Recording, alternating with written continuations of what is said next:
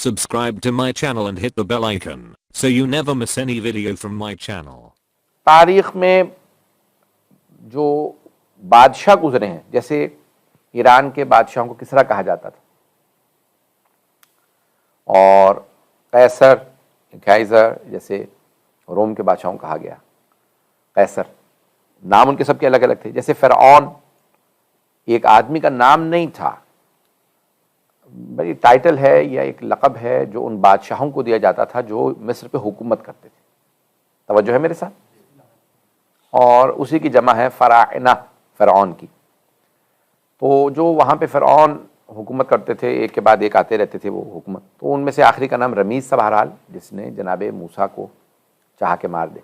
इसी तरह से यमन के जो बादशाही निज़ाम था उसको वो लोग तुब्बा कहा करते थे, और तुब्बा का जिक्र कुरान करीम में भी आया, अहुम खैरुन अम कौम तुब्बाइन, क्या ये लोग बेहतर हैं या वो कौम तुब्बा बेहतर थी। ते, बे और ऐन, तुब्बा,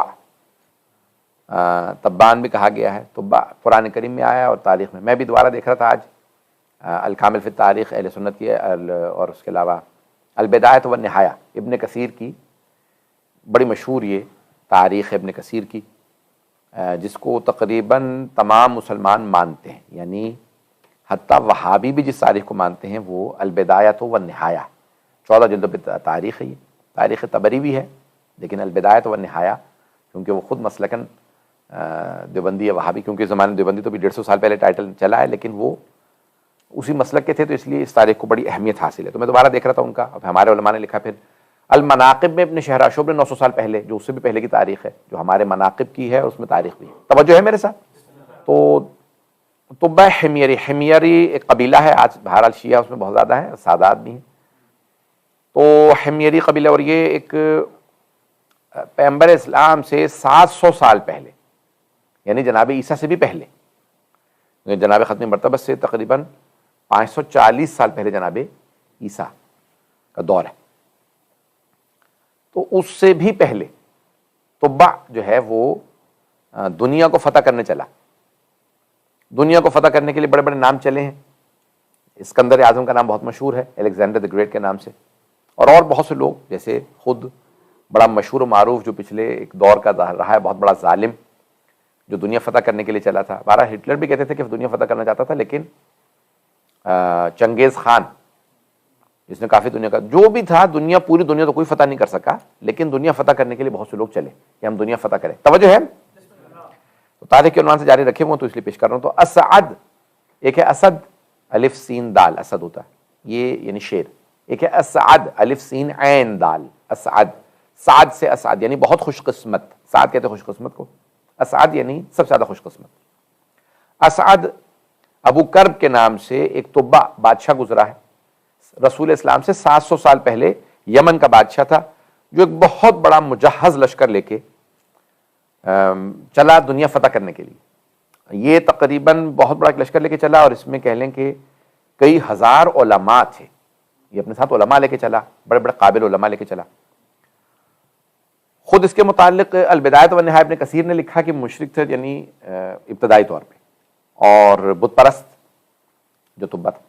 और ख़ुद अबरहा जो था वो भी तुब्बा था, यानी यमन का बादशाह था, और वो भी लेकिन वो अबरहा के नाम से मशहूर है, जो मुशरिक, यानी कह लें कि वो खाना काबा को ढाना चाहता था। ये भी बहरहाल चला। अब 80,000 का या 4 लाख का, जो भी, मुझे उससे बहस नहीं है। तारीख़ में मैंने इख्तलाफ देखा है, 6,000 बाज़ उलमा, बाज़ ने कहा, बाज़ लोगों ने कहा कि 2 यहूदी बड़े आलिम साथ थे उस ज़माने में। यहूदी क्योंकि मज़हब दुनिया में राइज था, तो मुख्तलिफ मज़ाहिब और दियान के उलमा को लेके चला, बहुत बड़ा लश्कर लेके चला कि मैं दुनिया फतह करूँगा। 4 लाख की फ़ौज बनाई, और जिसमें बड़े बड़े तबीब थे। और जब रास्ते से चला यमन से, तो यमन क्योंकि जजीरा नुमा उधर अफ्रीका है, ये पूरा समंदर के पार करने के बाद इनको हिजाज से गुजरना पड़ता है। तो ये आया मक्के। जब मक्के पहुंचा तो इसने खाना काबा को देखा, और इसने कहा भाई ये लोग ये क्यों आते हैं यहाँ? ये लोग सब एहतराम करते हैं इस काबे का, हज़रत इब्राहीम और हज़रत इस्माइल ने बनाया था। हमने पहले अर्ज़ किया कि इमाम सादिक़ फरमा गए कि सबसे पहले जनाब आदम ने बनाया था। तजदीद ने, यानी तजदीद की थी जनाब इब्राहीम और इस्माइल अलैहिस्सलाम ने, लेकिन उन्हीं को बानी कहा जाता है। बहरहाल तो कहा ये इनके जद, ये जो अरब हैं, इनके जद हज़रत इब्राहीम थे, उन्होंने बनाया था, और ये लोग इसी ताज़ीम करते हैं। बहरहाल मुशरिकीन भी आते थे, वो अपने बुतों को ले आते थे और तवाफ़ करते थे बगैर लिबास के। تو بارہ اس نے دیکھا کہ بھی اس طرح کا کعبہ میں وہاں بناؤں گا، پہلے اس کے ذہن میں آیا اس کو ڈھا دوں گا، اس کے ذہن میں خیال آیا، اس نے اس کا اظہار نہیں کیا، اور وہ بیمار ہو گیا بہت سخت طبا۔ جب وہ بیمار ہو گیا تو اس کے طبیبوں کو بلایا گیا کہ اس کا علاج کرو۔ ایک طبیب نے آ کے کہا کہ اس کا علاج، دوسرے نے یہ وہ کرتے کرتے ان میں سے ایک طبیب نے کہا حضور لگتا ہے کہ آپ نے کچھ یعنی روحانی گناہ کیا ہے، آپ کے جسمانی لحاظ سے کوئی بیماری نہیں ہے، آپ سالم ہیں، تو آپ کسی طبیب کے بجائے کسی عالم کو ملاقات کیجیے، اس سے پوچھیے آپ کا مسئلہ کیا ہے۔ بات پہنچ رہی ہے؟ تو اب طبیب کو دکھانا بند کیا، اس نے کہا ذرا علماء کو بلاؤ۔ ان میں سے سب علماء آ کے بیٹھے، ان میں سے کوئی بہرحال کچھ اس زمانے میں بھی علماء تھے جو واقعی حضرت موسیٰ اور حضرت داؤد کے راستے پہ چل رہے تھے۔ تو کہا بھائی کیا معاملہ ہے، میں بہت زیادہ بیمار ہو گیا ہوں اور مجھ سے اٹھا ہی نہیں جا رہا ہے، میری صحت ختم ہو گئی ہے، مجھے لگتا ہے میں اتنا طاقتور کہ میں پوری دنیا سے لڑنے کے لیے نکلا تھا اور آج لگتا ہے جیسے طاقت ہی نہیں ہے، جسم ختم ہو چکا ہے، اندر طاقت ہی محسوس نہیں کر رہا ہوں، بیٹھ نہیں سکتا ہوں۔ تو ان میں سے ایک عالم نے کہا کہ حضور لگتا ہے کہ آپ نے اس گھر سے متعلق، کعبے سے متعلق کوئی بری نیت کر لی ہے، اگر آپ کوئی بری نیت رکھے ہوئے ہیں تو اپنی نیت سے منصرف ہو جائیں، انصراف کریں، پلٹ جائیں اور توبہ کریں، کیونکہ یہ گھر جو ہے وہ حضرت ابراہیم نے بنایا تھا، یہ گھر مقدس گھر ہے، یہ مقدس سرزمین ہے، اور یہودیوں اور یہ سارے عربوں کے سب کے جو دادا ہیں حضرت ابراہیم۔ اس نے کہا ٹھیک ہے آپ جا سکتے ہیں، اسے توبہ کی، اس نے کہا پروردگارا واقعا اگر یہ تیرا گھر ہے تو اس سے منسوب ہے کہ تیرا گھر، اگر تیرا گھر ہے تو میں توبہ کرتا ہوں، اور صرف توبہ ہی نہیں کرتا بلکہ میں اس کعبے پہ غلاف چڑھاؤں گا، اسے غسل دوں گا اور اس پہ غلاف چڑھاؤں گا، تو مجھے صحت دے دے۔ اگلے دن جب صبح اٹھا تو بالکل صحت یاب تھا۔ اچھا البدایہ والنہایہ والے کہتے ہیں کہ خواب میں اسے بشارت ہوئی کہ اس پہ غلاف چڑھاؤ، تو پیغمبر اسلام نے فرمایا ہے کہ سب سے پہلے جس آدمی نے خانہ کعبہ کو غلاف چڑھایا ہے وہ طبا تھا۔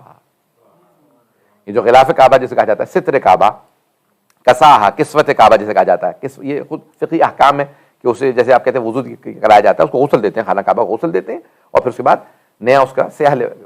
تو سب سے پہلے اس طبا نے اسے غلاف چڑھایا، ایک کسوت کعبہ کا جو عمل تھا، غسل دیا، اور پھر اس نے خواب دیکھا بقول ابن کثیر کے، دوبارہ خواب دیکھا کہ نہیں اس سے بہتر کرو، اس سے بہتر کرو، کرتے کرتے اس نے تیسری دفعہ میں بہت خوبصورت غلاف جس کے اوپر سونے کی تاروں سے کام ہوا تھا، وہاں پہ کچھ برتن رکھے، اور اس نے وہ سب سے پہلے اہتمام کیا، اور وہ سارا کا سارا اہتمام طبا۔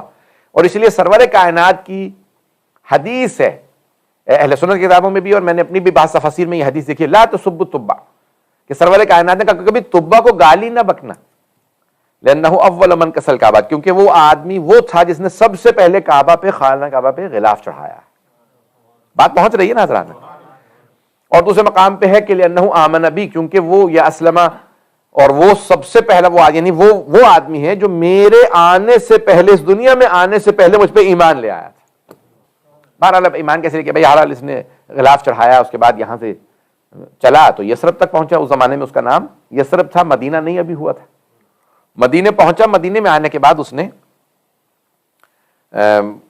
جو بنی نذیر تھے، بہرحال بنی قریظہ کے ساتھ ایک گفتگو ہوئی کہ یہودیوں سے ہمارا معاہدہ تھا، یہاں پہ جنگ ہو رہی ہے تو میں اس شہر کو خراب کر دوں گا، ڈھا دوں گا، اور یہ جتنے بھی یہاں پہ کفار ہیں ان سب کو مار دوں گا۔ تو ایک مرتبہ کچھ یہودی علماء آئے اور آنے کے بعد کہا کہ خبردار اس شہر کو خراب نہ کیجیے گا، کیونکہ ہماری کتابوں میں ہے وہ جو آخری نبی آئیں گے وہ ہجرت کر کے یہیں پہ تشریف لائیں گے۔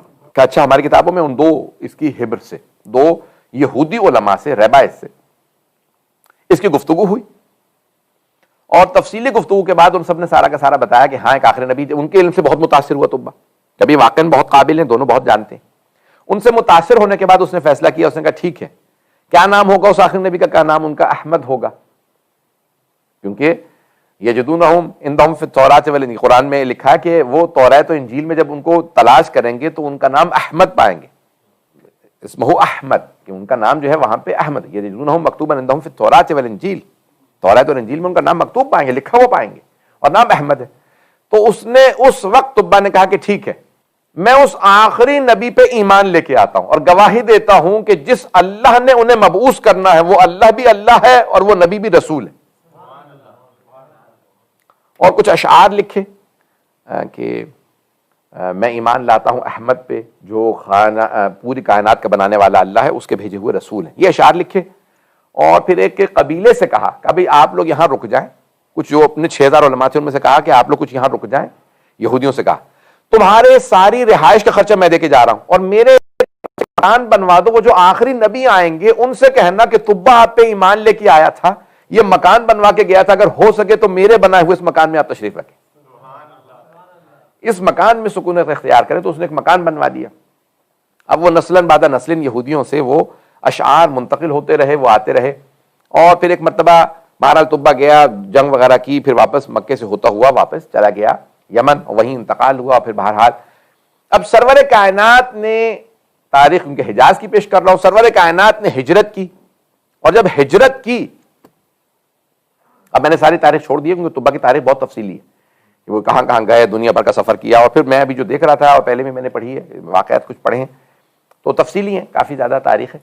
تو طبہ نے بہرحال یہ دنیا جو ہے فتح کرنے کا پورا عمل تو کسی کے نے بھی انجام نہیں دیا، لیکن کافی آگے تک وہ جنگ کرتے ہوئے گئے، کافی دنیا فتح کی، اس کے بعد پھر فیصلہ کیا میں یمن واپس جاؤں گا، وہیں انتقال ہوا، اور ان کا پھر پورا شجرہ لکھا بنی نذیر کا، یہ بہرحال